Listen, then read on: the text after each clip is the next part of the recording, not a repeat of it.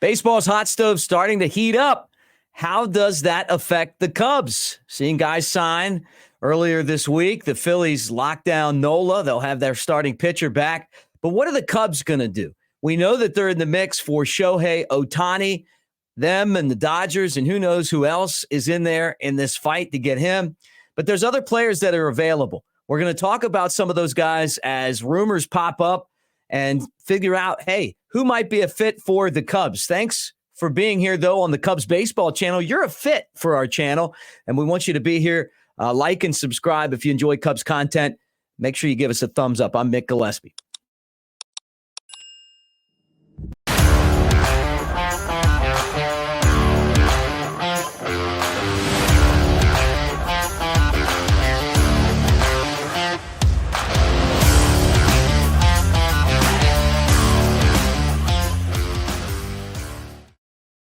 All right, guys, let's talk some Cubs baseball here and kind of get into exactly what the Cubs are kind of being rumored to be involved in. And it's really interesting. Our friend Jesse Rogers, we'll start there with ESPN 1000 and does a ton of work for ESPN. Great guy.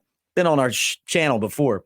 He says that possibly the Cubs could make a play for Corbin Burnes. Now, why would the Brewers want to do this? Craig Counsell, obviously their manager, signed with the Cubs, kind of a big deal. They weren't real happy about that. Then, on top of that, you're going to trade your Cy Young winning pitcher to the Cubs. Burnes right now is going to make $15.1 million. It's a pretty big contract for a small mid-market team like the Brewers.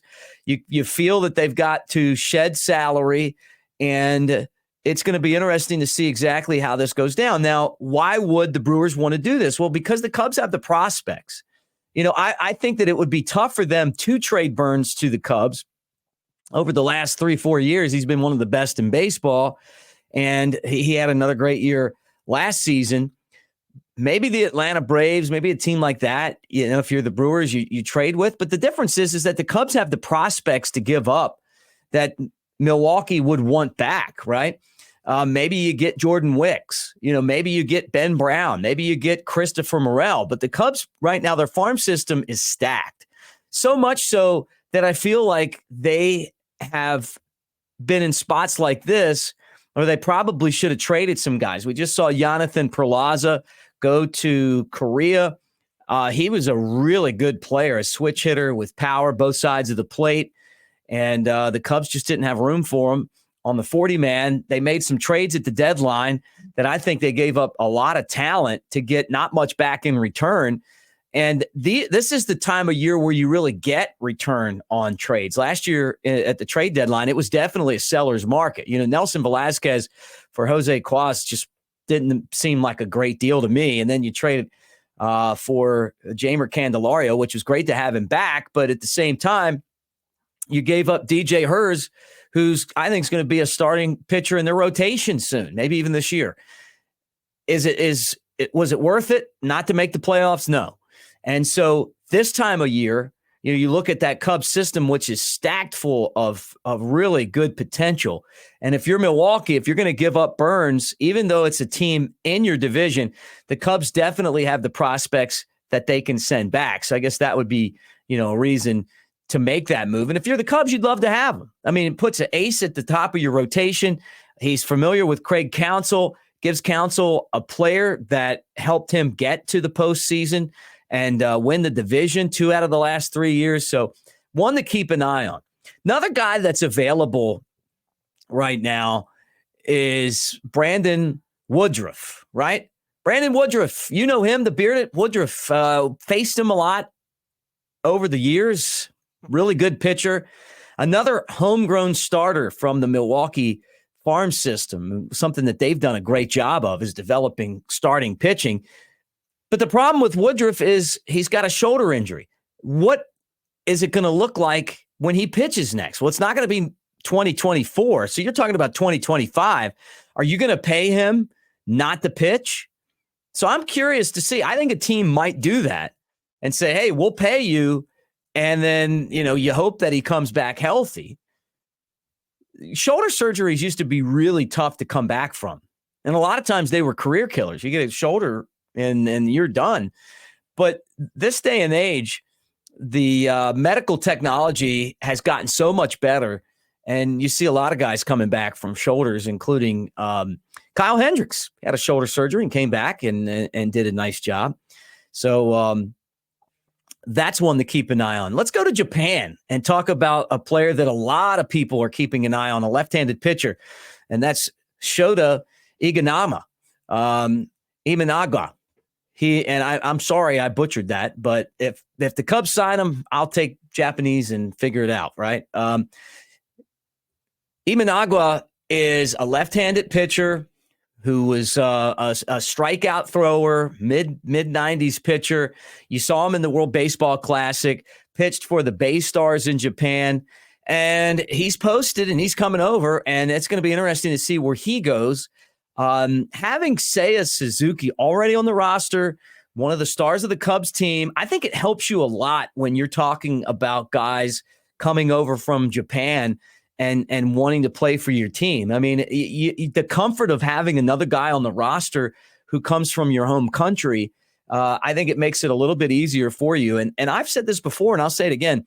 I would love to see the Cubs be one of those teams that really invests in some of these players from Japan, and you have more than just a couple of guys on your roster.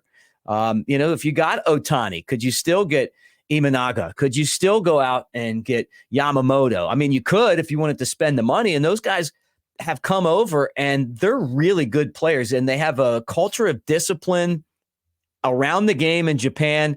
And I love that. I think that that's something that you would love to translate over to our country and obviously the Cubs team. So we'll keep an eye on him as that heats up. Another player, a position player that is going to be available, and his name keeps popping up with the Cubs, is Rhys Hoskins. And Hoskins had an ACL in his left knee go out last spring training. So he missed the entire season, but he's going to be back and healthy. Defensively, he's not good. I mean, I'm just going to throw it out there. When he played left field, he wasn't good. When he played first base, he wasn't good.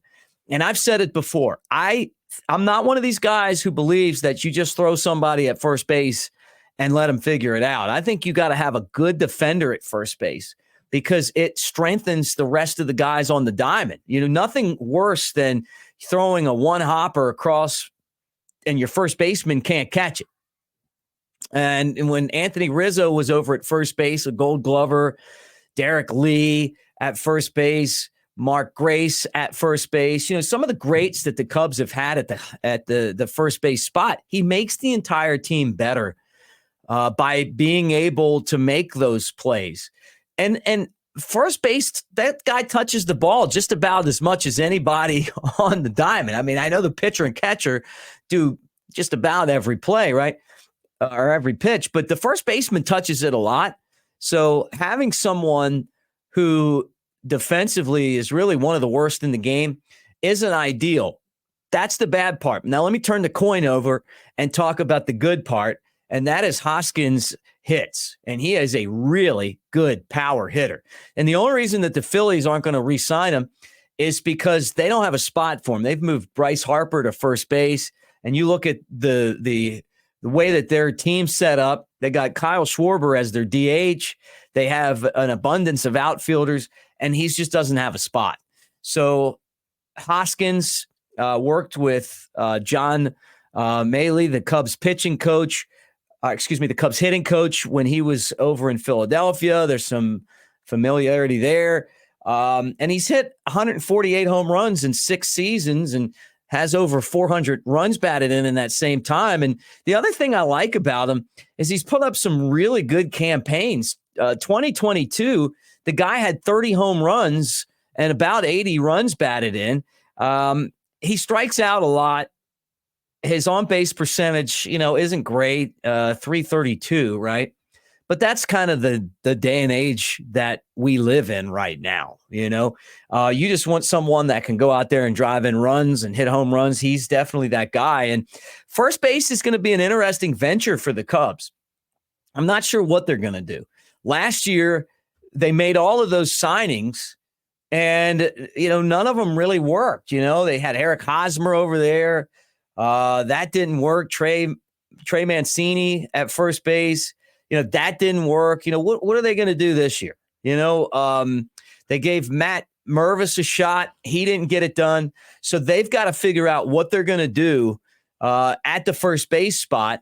Is it going to be someone from the minor leagues? Is this the year that, that Mervis gets called up and he figures it out? Or do you go out and get somebody? Do you trade for Pete Alonso, which I think a lot of Cubs fans would like to see? Alonso with the Mets. There's, some reported interest there where they're not asking like the Padres with Juan Soto for pitching prospects to get a hitter.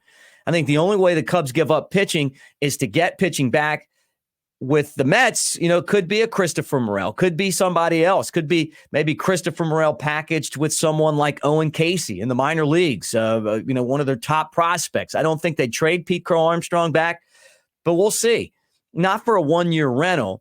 So Hoskins is a guy that is, available and could very well end up with the Cubs. Now, the other part of this, timeline-wise, I think it all sits on what happens with Shohei Ohtani. The Cubs have reportedly decided to go all in on this. I think it's a win-win for them. If they get him, you just got a two-time MVP. You got a guy that you can market in Japan. 2 years from now, he can pitch. I think that the baseball universe would love to see him in that beautiful Cubs uniform. Maybe I'm biased, but I think he would look great with the blue cap with the red C, and then that pinstripe uniform at Wrigley. Oh, that'd be fantastic. And if you don't get him, you just, you push the bar up for the Dodgers, whoever do sign him, to have to keep paying more money to get him. So, we'll see what happens. But I'm looking for this. The word on the street is that Ohtani is going to sign maybe before the GM meetings in 2 weeks. If that happens, whether you got him or you didn't get him. And then from that point on, the Cubs can decide what their next move is. And you see teams like Atlanta making moves. They've just purged a lot of guys off of their roster. Why are they doing that? They obviously are trying to free some cap space. What are they going after? It's really intriguing this time of year, just to kind of figure out what direction these teams are going and, how that's going to affect the Cubs down the road. So anyway, that's where we are right now. Let me remind you guys that the channel is presented by the Cubs AA affiliate Tennessee Smokies. The Smokies won their first championship in 45 years, and they want you to go by their team store and pick up some great swag. And the swag really is cool, and they're going to keep getting more stuff in. So I know Cubs fans, it doesn't matter what gear you have. If it's Cubs gear, it's good gear. And please find out for yourself, smokiesbaseball.com/store. I'm Mick Gillispie. Thanks for hanging out. We'll talk to you tomorrow.